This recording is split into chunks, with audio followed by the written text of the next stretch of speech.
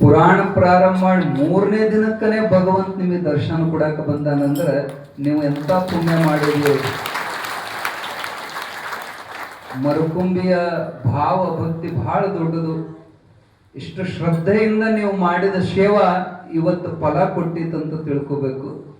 ಅಂತ ಸದ್ಗುರುಗಳ ಸಾನ್ನಿಧ್ಯದೊಳಗ ಪುರಾಣ ಹೇಳೋದು ನಮ್ಮ ಭಾಗ್ಯ ಅಂತ ಭಾವಿಸ್ತಾ ನಿನ್ನೆ ದಿವಸ ಅಜ್ಜನ ಅಧ್ಯಾಯ ಪ್ರಾರಂಭ ಮಾಡಿ 1ನೇ ಅಧ್ಯಾಯದ 2 ಸಾಲುಗಳನ್ನು ನಾವು ನೋಡಿದ್ವಿ. ಈಗ 3ನೇ ಸಾಲು ನೋಡೋಣ. ನೀನು ಜ್ಞಾನದೇವನ ಅವತಾರವನ್ನ ಧಾರಣ ಮಾಡಿದಾಗ ನಿನ್ನ ಕೃಪೆಯಿಂದ ಕೋಣವು ವೇದವನ್ನು ಉಚ್ಚರಿಸುವಂತದ್ದಾಯಿತು.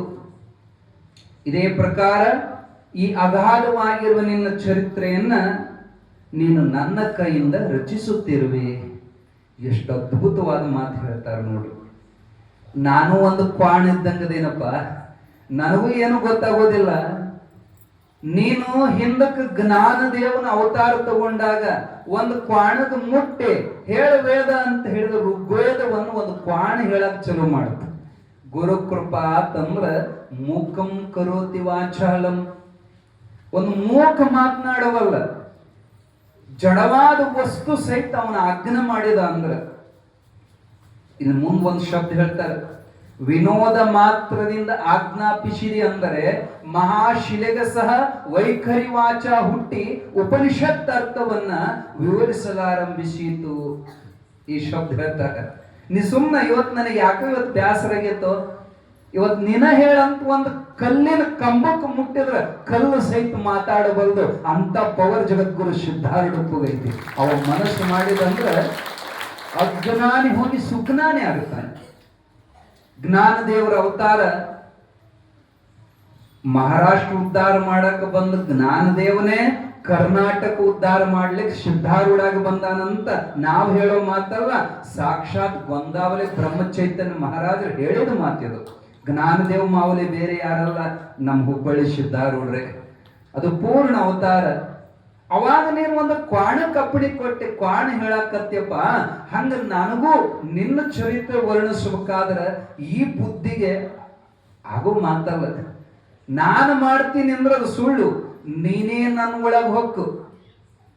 ವೀಣಾ ನೂತನ ಶಬ್ದ ಪಾಣಿಯಿಂದೆಸೆವಂತೆ ಜಾಣ ಶ್ರೀ ಗುರುವೆ ನೀ ಒಳಹೊಕ್ಕು ಏನ ನುಡಿಸಿದೊಡೆ ಅದನ್ನೇ ನಾನುಡುವೆ ಮಾಡದಲ್ಲಿ ಕುಟ್ಬಿಯಾಗುವಂತ ಹೇಳುವಂಗ ಒಂದು ವೀಣಾ. ಈಗ ಅವರು ಡೋಲಕ್ ಬಾರಿಸ್ತದ, ಡೋಲಕ್ ಸ್ವಂತ ಅಂತೈತಿ ಅನ್ನೋದು. ಒಬ್ಬರು ಬಾರಿಸಿದಾಗ ಅವಾಜ್ ಬರ್ತೈತೆ. ಅದಕ್ಕೆ ನೋಡೋರ್ ಕಣ್ಣಿಗೆ ಡೋಲಕ್ ಶಬ್ದ ಮಾಡ್ತೈತೆ ಅನಿಸ್ತೈತೆ, ಆದ್ರೆ ನುಡಿಸೋರು ಒಬ್ರು ಬೇಕಲ್ಲ. ಹಂಗ ನಾನು ಏನೂ ಗೊತ್ತಿಲ್ಲದವದನಪ್ಪ, ನೀನೇ ನನ್ನ ಒಳಗೆ ಹೊಕ್ಕು. ಇದು ಎಷ್ಟು ವಿನಯ ನೋಡ್ರಿ.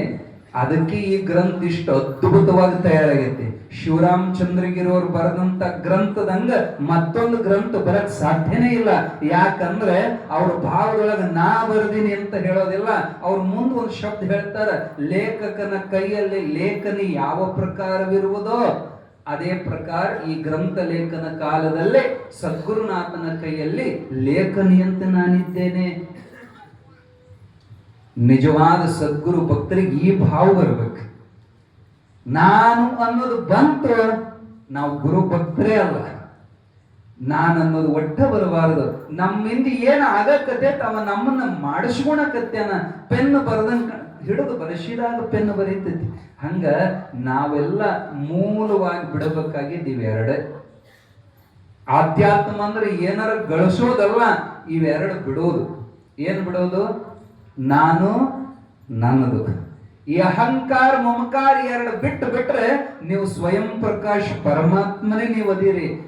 ಮುಚ್ಚಿ ಹಾಕಿದ್ದ ಇದು. ಬಾಳ ಜಪ ಮಾಡ್ತೀವಿ ನಾವು, ಪೂಜಾ ಬಾಳ ಮಾಡ್ತೀವಿ, ಪಾರಾಯಣ ಬಾಳ ಮಾಡ್ತೀವಿ, ಬಾಳ ಶಾಸ್ತ್ರ ಓದ್ತೀವಿ. ಆದರೆ ನಾನು ಅನ್ನೋದು ಬಿಟ್ಟಿಲ್ಲ. ನಾ ಬಾಳ ಜಪ ಮಾಡಿದೆ, ನಾ ಬಾಳ ಕಾಣಿಕೆ ಕೊಟ್ಟೆ, ನಾ ಅದನ್ನಂತ ಮಠ ನಡೆದತಿ. ನನ್ನನ್ನು ಸೇವಾ ಮಾಡೋರು ಯಾರಿಲ್ಲ. ರಾಮಕೃಷ್ಣ ಪರಮಹಂಸರು ಹೇಳ್ತಾರ, ಉದಾಹರಣೆ ಕೊಟ್ಟು ಹೇಳ್ತಾರ, 5 ಮಂದಿ ಶೆರೆ ಕುಡ್ದ ಮಧ್ಯರಾತ್ರಿ ಹೊಳಿ ದಾಟಬೇಕಿತ್ತು ಅಚಕ್ ಅವ್ರ ಊರು.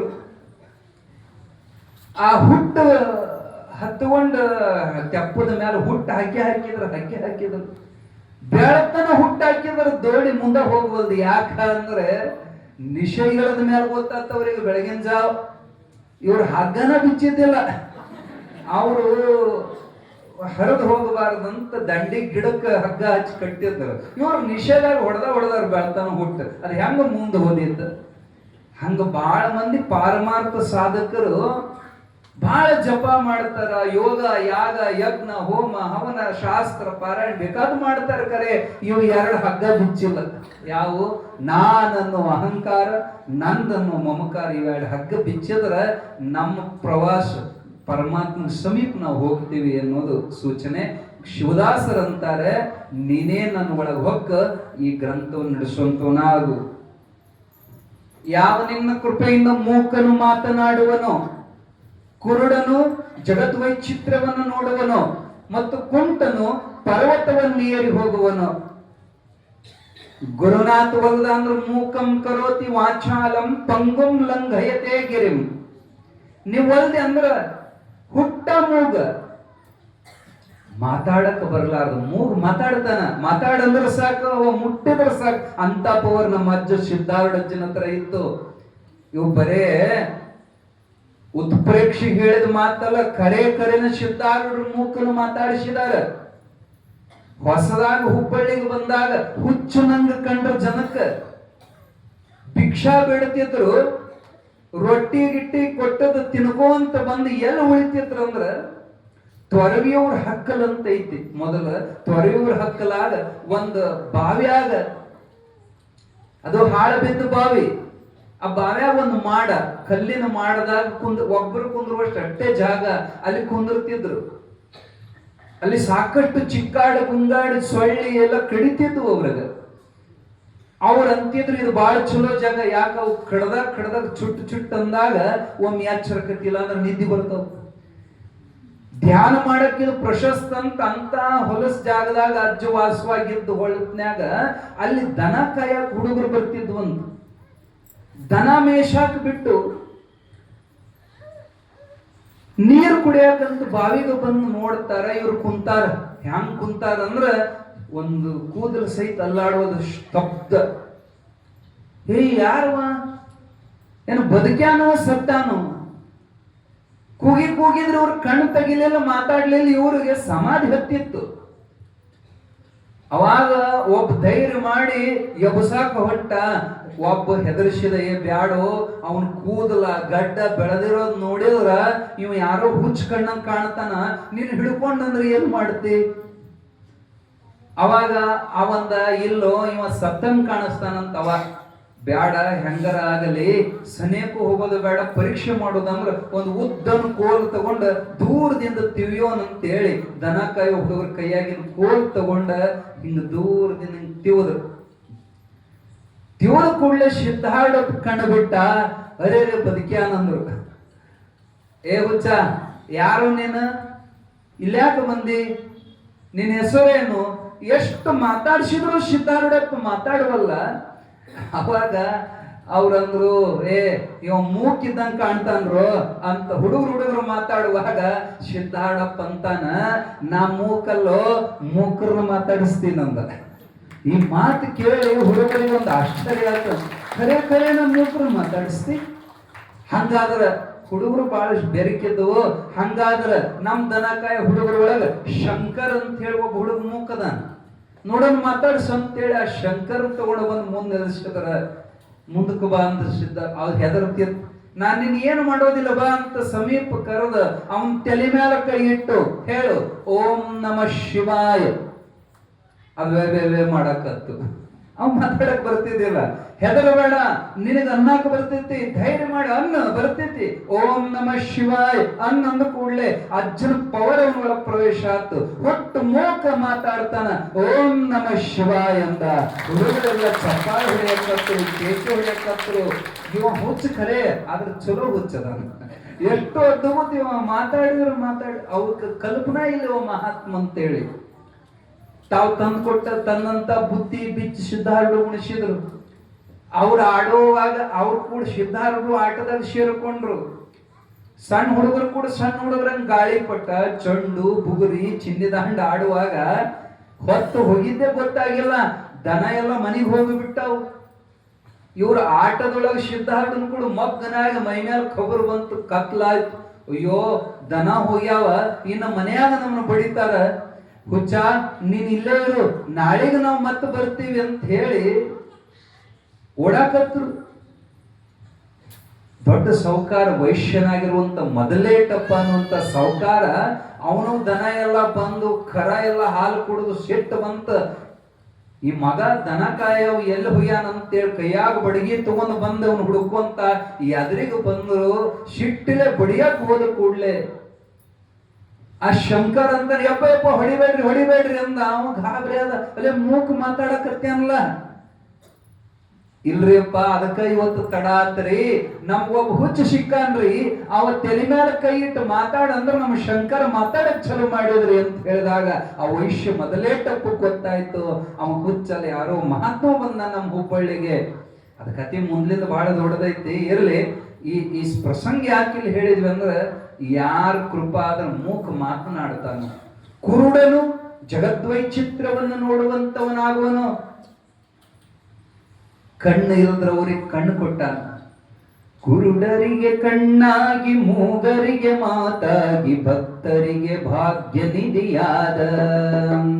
ಅವತರಿಸಿದರೆ ಗಿಳಿದ ಪರಶಿವನು ತಾನೆನಿಸಿ ಆರೂಢ ಸದ್ಗುರುವು ಆದ. ಕುರುಡರಿಗೆ ಕಣ್ಣಾಗಿ, ಮೂಗರಿಗೆ ಮಾತಾಗಿ, ಭಕ್ತರಿಗೆ ಭಾಗ್ಯ ನಿಧಿಯಾದ. ಅವತರಿಸಿದರೆ ಗಿಳಿದ ಪರಶಿವನು ತಾನೆನಿಸಿ ಆರೂಢ ಗುರುವಾಗಿ ಮೆರೆದ. ಹೇಳ್ತಾರ ಹಾಡು ನೋಡಿ. ಕುರುಡ್ರಿಗೆ ಕಣ್ಣು ಕೊಟ್ಟಾರ ಸಿದ್ಧಾರೂಢಪ್ಪವರು.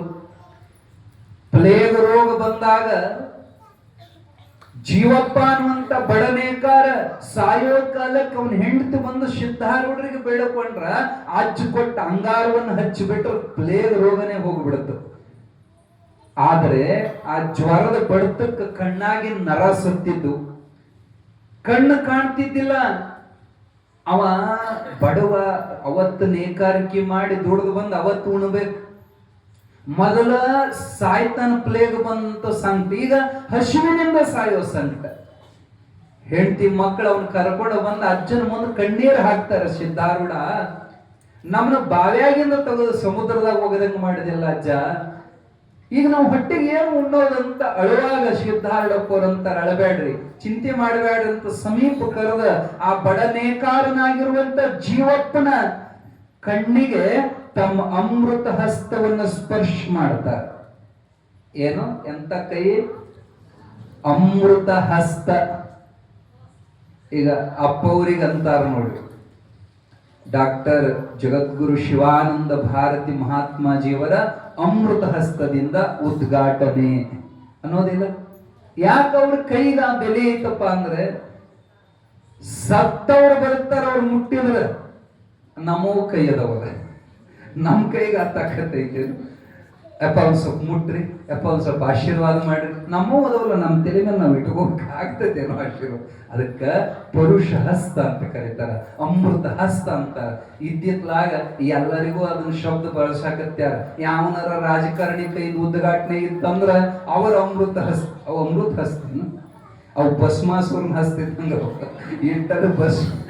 ಆದ್ರೆ ಸದ್ಗುರುನಾಥನ ಕೈಗೆ ಎಂತ ತಾಕತ್ತಿರ್ತೈತಪ್ಪ ಅಂದ್ರ, ಅವರ ಅಮೃತ ಹಸ್ತವನ್ನು ಮುಟ್ಟಿ ಆಶೀರ್ವಾದ ಮಾಡಿ ಸಿದ್ಧಾರೂಢಪ್ಪ ತಾನು ಹುಟ್ಟಂತ ದೋತ್ರವನ್ನ ಹರಿದು ತನ್ನ ವಸ್ತ್ರವನ್ನ ಆ ಕುರುಡ ಜೀವಪ್ಪನ ಕಣ್ಣಿಗೆ ಬಿಗದ ಕಟ್ಟಿದ.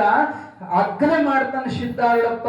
ಮನೆಗೆ ಹೋಗ್ರಿ, ಸದ್ಗುರು ಸ್ಮರಣೆ ಮಾಡ್ಕೊಂತ ಬಿಚ್ಚರಿ, ಎಲ್ಲಾ ಚಲೋ ಆಕತಿ, ಹೋಗ್ರಿ ಅಂತ ಹೃದಯ ತುಂಬ ಆಶೀರ್ವಾದ ಮಾಡಿ ಕಳಿಸಿದ್ರು. ಮನೆಗೆ ಬಂದ ಸಿದ್ಧಾರೂಢ ಮಹಾರಾಜ್ಗೆ ಜಯ ಅನ್ಕೊಂತ ಕಟ್ಟಿದ ಅರಬಿಯನ್ನ ಬಿಚ್ಚಿದ್ರ ಮೊದಲು ಎಷ್ಟು ನಿಚ್ಚಳ ಕಣ್ಣು ಕಾಣ್ತಿತ್ತು, ಅಷ್ಟೇ ನಿಚ್ಚಳವಾದ ಕಣ್ಣು ಕಾಣಕತ್ತು. ಎಷ್ಟು ಆನಂದ ಆತಂದ್ರ, ಕಣ್ಣು ಹೋದ್ರ ಕಣ್ಣಿನ ಬೆಲೆ ಗೊತ್ತಾಕತ್ ನಿಮಗ. ಕೋಟಿ ರೂಪಾಯಿ ಖರ್ಚು ಮಾಡಿದ್ರು ಹೊಳ್ಳಿ ಕಣ್ಣು ಬರೋದು ಕಠಿಣ. ಅಂತದ್ರೊಳಗ ಅಪ್ಪ ಬರೀ ಮುಟ್ಟಿದ್ರು ಹೋದ ಕಣ್ಣು ಬಂದಾವ. ಇದನ್ನೇ ಇಲ್ಲಿ ಹೇಳ್ತಾರ, ಯಾವ ನಿನ್ನ ಕೃಪೆಯಿಂದ ಮೂಕನು ಮಾತನಾಡುವನೋ, ಕುರುಡನು ಜಗದ್ವೈಚಿತ್ರ್ಯವನ್ನು ಕಾಣುವನೋ ಅಂತ ಅಗಾಧ ಮಹಿಮೆಯುಳ್ಳಂತ ನೀನು ನನ್ನ ಮತಿಯನ್ನ ಪ್ರೇರಿಸುವಂತವನಾಗು. ನೀನೇ ಪ್ರೇರೇಪಣೆ ಕೊಡು. ಸದಾ ಕಾಲದಲ್ಲಿ ಚಿತ್ ಸ್ವರೂಪದಲ್ಲಿದ್ದುಕೊಂಡು ಅನಂತ ರೂಪಗಳನ್ನು ನಟಿಸುವಂತ ನೀನು ಲೀಲಾ ಮಾತ್ರದಿಂದ ನಿನ್ನ ಹಸ್ತದಲ್ಲಿ ಗೊಂಬೆಗಳಂತಿರುವಂತ ನಮ್ಮನ್ನ ಕುಣಿದಾಡಿಸುವೆ. ಎಷ್ಟು ಚಂದ ಹೇಳ್ತಾರ ನೋಡ್ರಿ. ನಮ್ಮ ಚಿತ್ತದೊಳಗ ಅವನ ಬೆಳಕು ಇದ್ದಾಗ ನಮಗ ತಲೆ ಓಡತತಿ. ಬುದ್ಧಿ ಆಗಲಿ ಚಿತ್ತ ಆಗಲಿ ಧರಿಸ್ಬೇಕಾದ್ರ ಅಥವಾ ಆ ಸ್ಮರಣ ಮಾಡಬೇಕಾದ್ರ ಅವನು ಸತ್ತ ಇದ್ದಾಗನೇ ಇವೆಲ್ಲ ಮನ ಬುದ್ಧಿ ಚಿತ್ತ ಅಹಂಕಾರಗಳು ಕೆಲಸ ಮಾಡ್ತಾವ. ಇಂತ ನೀನು ನಿನ್ನ ಕೈಯಾಗ ಗೊಂಬೆ ಇದ್ದಂಗ ನಾನಿದ್ದೀನಪ್ಪ, ನೀ ಆಡಿಸಿದಂಗ ಆಡವ ನಾನು. ಈ ಗ್ರಂಥ ಬರೆಯಾಕತ್ತೇನಂದ್ರ ನೀನ ಬುದ್ಧಿ ಒಳಗ ನನ್ನ ಅಂತಃಕರಣ ಚತುಷ್ಟಯಗಳನ್ನ ವ್ಯಾಪಿಸಿಕೊಂಡು ಜಡನಾಗಿರುವ ನನ್ನನ್ನು ನಿಮಿತ್ತ ಮಾಡಿ ನಿನ್ನ ಕಥೆಯನ್ನ ನೀನೇ ಹೇಳುವಂತವನಾಗು. ಎಷ್ಟು ಚಂದ ಹೇಳ್ತಾರ ನೋಡ್ರಿ. ಅಪ್ಪ, ಬುದ್ಧಿ ಒಳಗ ನೀನೇ ಪ್ರಕಾಶ, ನನ್ನ ಬುದ್ಧಿಗೆ ನೀನೇ ವೇದ್ಯವಾಗು, ನಿನ್ನ ಕಥೆಯನ್ನ ನೀನೇ ನನ್ನ ಒಳಗೆ ಹೋಗಿ ಬರಸು. ನಾವು ತಪ್ಪು ಮಾಡುತ್ತೀವಿ ಏನಂದ್ರ, ನಾನು ಇಷ್ಟು ಸೇವಾ ಮಾಡಿದೆ, ಅಷ್ಟು ಸೇವಾ ಮಾಡಿದೆ. ಒಂದು ಪ್ರಸಂಗ ಬರ್ತೈತಿ, ಇದು ನೆನಪಾಗ್ತೈತಿ. ಸಿದ್ಧಾರೂಢಪ್ಪನ ಸಮಾಧಿ ಮಂದಿರವನ್ನು ಕಟ್ಟುವಂತ ಕಾಲಕ್ಕೆ ಕಲ್ಲಿನ ಬೋದಿಗೆಗಳನ್ನೆಲ್ಲ ನಿಲ್ಲಿಸಿದ್ರು. ಅದರ ಮ್ಯಾಲ ಒಂದು ದೊಡ್ಡ ದಬಾಶ್ ಕಲ್ಲು ಡಬ್ಬ ಹಾಕಬೇಕಾಗಿತ್ತು. ಅವಾಗ ಈಗಿನಗತ್ತೆ ಕ್ರೇನ್ JCB ಇದ್ದಿದ್ದಿಲ್ಲ ಎಬ್ಬಿಸಿಡಾಕ. ಮನುಷ್ಯ ಪ್ರಯತ್ನದಿಂದ ಎಬ್ಬಿಸ್ಬೇಕು. ಗೋಪದಾವ ವಾಟ್ರು ಹುಚ್ಚಪ್ಪ ಅನ್ನುವಂತ ಮೇನ್ ಗೌಂಡೆ ಅವ ಹೇಳಾಕತ್ತಿದ್ದ ಎಲ್ಲಾರನ್ನು ಕೂಡಿಸಿ, ನೋಡಪ್ಪ ನಾಳೆಗೆ ಒಂದಿಟ್ಟು ಹೆಚ್ಚಿಗೆ ಮಂದಿನ ಕೂಡಿಸ್ಬೇಕು, ದೊಡ್ಡ ಕಲ್ಲು ಎಬ್ಸೋದೈತಿ, ದೊಡ್ಡ ಕಲ್ಲು ಇಡೋದೈತಿ. ಸಿದ್ಧಾರೂಢಪ್ಪ ಹಿಂದೆ ಬಂದು ನಿಂತು ನಗತಿದ್ದ. ಗಾಬರಿ ಆದ್ರೆ ಇವ್ರು ಅಜ್ಜ ಬಂದದ್ ನೋಡಿಲ್ಲ, ಇವ್ರು ಇವ್ ಹೇಳಾಕತ್ತೇನ, ಅಪ್ಪ ಯಾಕೆ ನಗತೀರಿ ಅಂದ. ಏನೋ ನಾಳೆ ಕಲ್ಲು ನೀವು ಎಬ್ಸಿಡ್ತೀರ ಅಂದ್ರು. ಮತ್ತೆ ಯಾರು ಎಬ್ಸಿಡ್ತಾರೆ ಅಜ್ಜ ಅಂದ್ರು. ಅವ್ರಿಗೆ ಗೊತ್ತಾಗಿಲ್ಲ. ನಾಳೆ ಕಲ್ಲು ನೀವ ಎಬ್ಸಿಡ್, ಮತ್ತೆ ಯಾರು ಇಡ್ತಾರೆ ಅಜ್ಜ, ಮತ್ ನಾವೇ ಇಡಬೇಕಲ್ಲ. ಆಯ್ತಾಯ್ತು ಎಬ್ಸಿಡ್ರಿ. ಅವ ಮಂಗ ತಿಳ್ಕೊಂಡಿದ್ವಂತ ನಾವ ಸೇತುವೆ ಕಟ್ಟಿದ್ವಿ ಅಂತ. ಸೇತುವೆ ಮಂಗ ಕಟ್ಟಕ್ ಸಾಧ್ಯನು? ರಾಮ ನಾಮದ ಶಕ್ತಿ ಆ ಸೇತುವೆ ಕಟ್ಟಕ್ ತಯಾರಾದ ಹೊರತು ನಾವ ಮಠ ಕಟ್ಟಿದ್ವಿ. ಇವೆಲ್ಲ ಭ್ರಮ.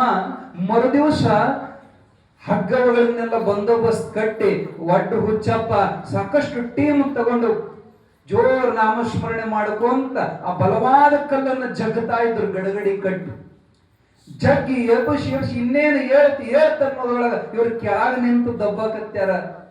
ಮ್ಯಾಲ ಹೋಗೈತಿ ನಡುಕ್ ಇನ್ನೊಂದು ಸ್ವಲ್ಪ ದೊಡ್ಡ ಹಗ್ಗ ಚಟ್ಟ ಹರಿದು ಬಿಡುತ್ತೆ. ಹರಿದು ಇನ್ನು ಬೆತ್ತ ಕೆಳಗ ಬೆತ್ತ ಅನ್ನೋದ್ರೊಳಗ ಸಾಕ್ಷಾತ್ ಜಗದ್ಗುರು ಸಿದ್ಧಾರೂಢಪ್ಪರು ಓಡೋಡಿ ಬಂದದ್ರ ಕೆಳಗ ನಿಂತರು. ಅಷ್ಟು ಯಾವಾಗ ಬಂದದ್ರ ಕೆಳಗ ನಿಂತ ಹೊರದ ಕಲ್ಲು ಕೆಳಗ ಅರ್ಧ ಬಂದ ಕಲ್ಲು ಬೀಳೋ ಕಲ್ಲು ಅಂತರ್ಕ ನಿಲ್ತು. ಇದನ್ನ ಕಣ್ಣಾರೆ ಎಲ್ಲ ಕೆಳಗ ಬೀಳಬೇಕಾಗಿದ್ದ ಅಂತರ್ಕ ನಿಲ್ತು. ಹಗ್ಗ ಹರಿದೈತಿ. ಅವಾಗ ಅಪ್ಪವ್ರ ಕೈ ಮ್ಯಾಲ ಮಾಡಿದ್ರು, ಹಿಡೀರಪ್ಪ ಒಟ್ರು ಹಿಡೀರಿ, ಎಬ್ಬಸ್ರಿ. ನಿನ್ನ ಅಂದಿದ್ರಲ್ಲ, ನಾಳೆಗೆ ನಾವೇ ನಿಲ್ಲಿಸ್ತೀವಿ, ನಾವೇ ಕುಂದಿರ್ಸ್ತೀವಿ. ಅವನ ಶಕ್ತಿ ಇಲ್ಲದೆ ತೇನ ವಿನ ತೃಣಮಪಿ ನ ಚಲತಿ, ನಿನ್ನ ಹೊರತು ಒಂದು ಹುಲ್ಲು ಕಡ್ಡಿ ಸಹಿತ ಅಲ್ಲಾಡುದಿಲ್ಲ ಅನ್ನುವಂಗ ಆ ಸದ್ಗುರುನಾಥನ ಮಹಿಮೆ ಅಗಾಧ ಐತ್ರಿ. ನಾಳೆಗೆ ಮತ್ ನಮ್ಮ ಪುರಾಣ ಬಿಚ್ಚೋರು. ದೊಡ್ಡವರು ಬಂದಾಗ ಭಾಳ ಮಾತಾಡಬಾರ್ದು. ಅಪ್ಪವ್ರ ವಯಸ್ಸು ನೋಡಿದ್ರೆ ನಿಜವಾಗಿ ಹಣ್ಣಾದ್ಮೇಲೆ ಎಲ್ಲರಿಗೂ ಪ್ರೀತಿ ಹೋದಿಲ್ಲ. ಕಾಯಿ ಇದ್ದಾಗ ಯಾರಿಗೂ ಪ್ರೀತಿ ಅನಿಸೋದಿಲ್ಲ.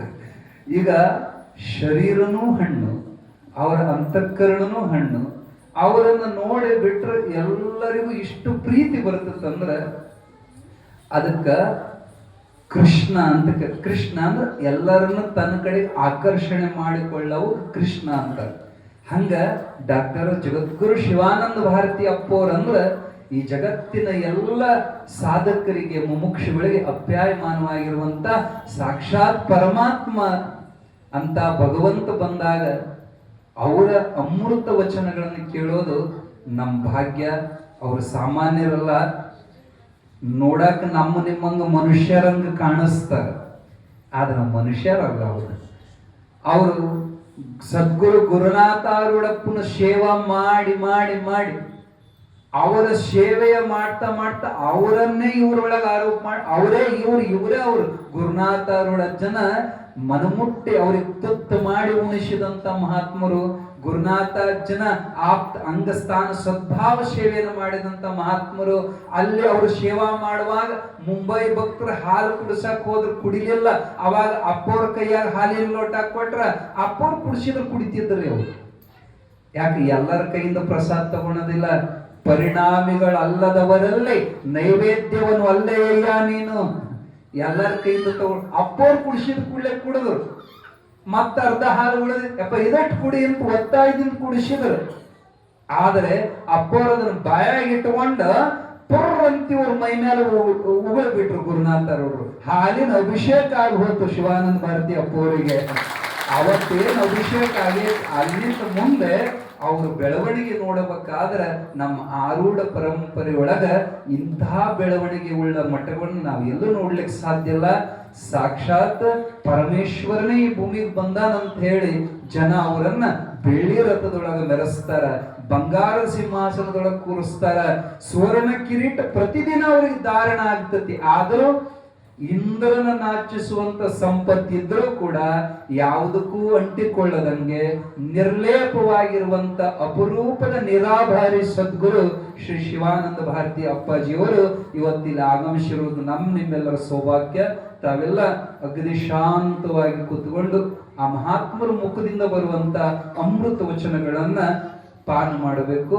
ಜಯ ಮಂಗಲಂ, ಜಯ ನಮಃ ಪಾರ್ವತಿ ಪತಿ, ಹರ ಹರ ಮಹಾದೇವ್. ಸದ್ಗುರು